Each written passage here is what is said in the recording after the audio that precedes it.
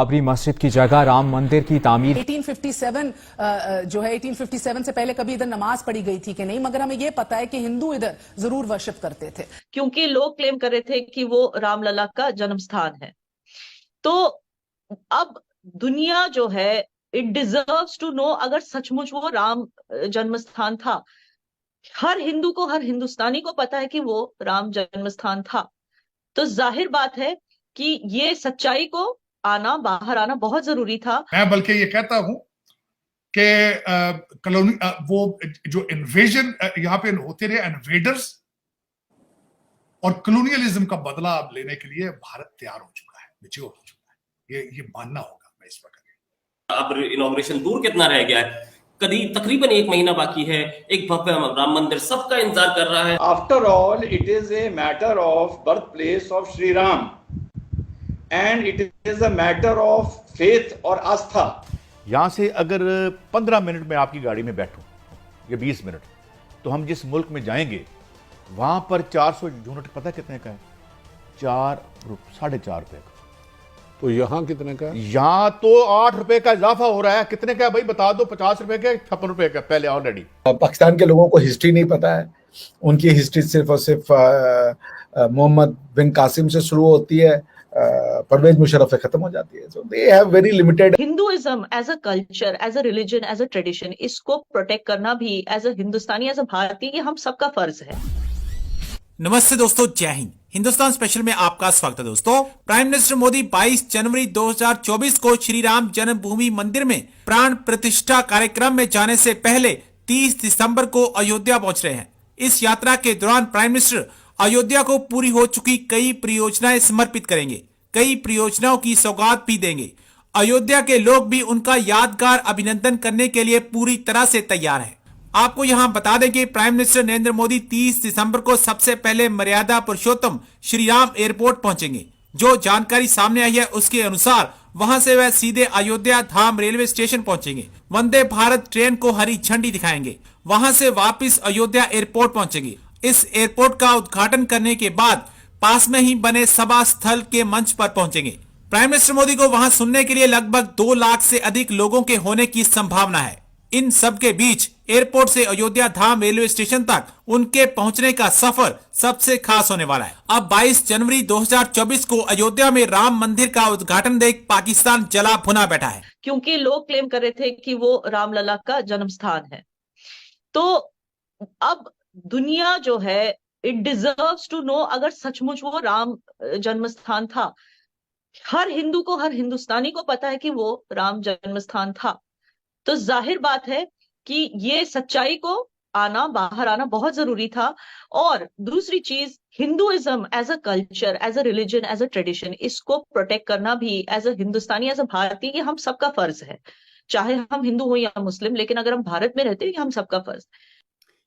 देखिए, अपना ना एक तो हमें जो हिस्टोरिकल पर्सपेक्टिव है ना, ये हिंदुस्तान के अंदर मुस्लिम और हिंदू कॉन्फ्लिक्ट जो है, देखिए ये 1000 साल की एक हिस्ट्री है कि मुसलमान जो हैं इस हिंदुस्तान में हमलावर बाहर से आए। ठीक है, वो तुर्क भी थे, वो पर्शियन भी थे, अफगान भी थे, सेंट्रल एशिया से भी आए, मंगोल भी आए। ठीक है, और उन्होंने सलाम के नाम पर जो है इस मुल्क पे जो है 700-800 साल तक उन्होंने इस पे रूल किया। और देखिए, ये इंडिया जो था ये था तो हिंदू का, ठीक है ना, ये हिंदुस्तान है, हिंदू हिंदुस्तान से है, हिंदुस्तान हिंदू से है। ठीक है, और उन्होंने ये 800 साल मुसलमानों की एक तरह से गुलामी जो है वो कबूल कर ली, या उस गुलामी में इन्होंने वक्त गुजारा अपना।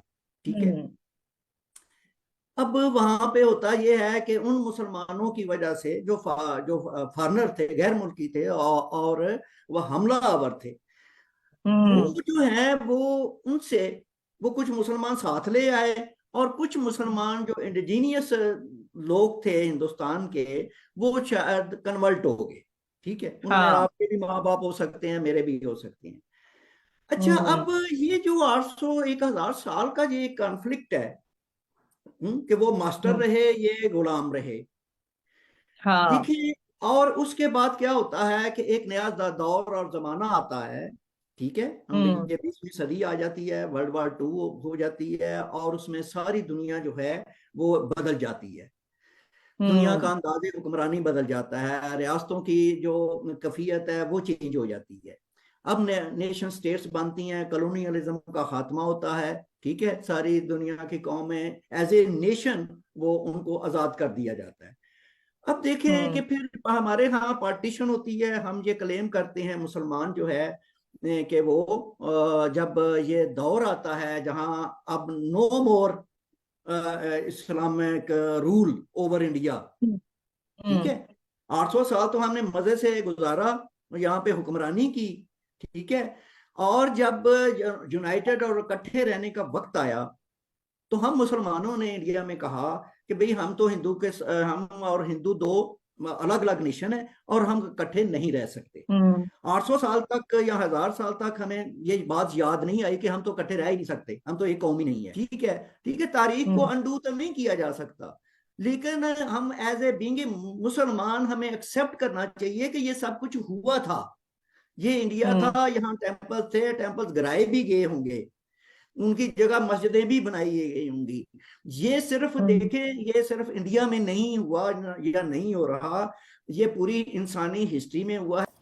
प्रश्न ये है कि अयोध्या में करीबन 100 के आसपास मस्जिदें थीं, सिर्फ बाबरी मस्जिद क्यों तोड़ी गई? पूरे भारत में हजारों लाखों मस्जिदें होंगी और मैं तो जानता हूं कि मस्जिदें कहीं भी खड़ी हो जाती हैं, तो सिर्फ बाबरी मस्जिद क्यों तोड़ी गई? हिंदुस्तान की आइडेंटिटी के ऊपर एक बदनुमा दाग था और हिंदुस्तान किसी धर्म का, मैं जानता हूं इंडियंस जो है वो सबसे प्यार करते हैं, हिंदू मुस्लिम सिख ईसाई सबसे प्यार करते हैं, और जो एक सच्चा मुसलमान है वो तो खुद भी कहता है कि मस्जिद किसी भी विवादित जगह पे नहीं हो सकती, किसी का पूजा स्थल तोड़ करके मस्जिद बना लेना ये तो ठीक बात नहीं है। राम, प्रभु राम भारत की आस्था है, चेतना है, जैसे मक्का सऊदी अरेबिया और इस्लाम की आस्था और चेतना है, सेम वे भाई हमारी आस्था का केंद्र है भगवान राम, ठीक है ना। सो अब ये कहना कि मस्जिद बना दी, ये बना दी, अब इस पे क्या कहा जाए? सारी दुनिया जानती है कि भाई there was time when Mir Baqi ने अयोध्या में भगवान श्री राम के मस्जिद को तोड़ा और वहां पे एक मस्जिद का निर्माण करवाया था। बाकी लोग 500 साल से लड़ रहे थे, कितने क्रॉनिकलर्स ने लिखा कि इन 500 साल तक लगातार वहां लोग माथा टेकते रहे।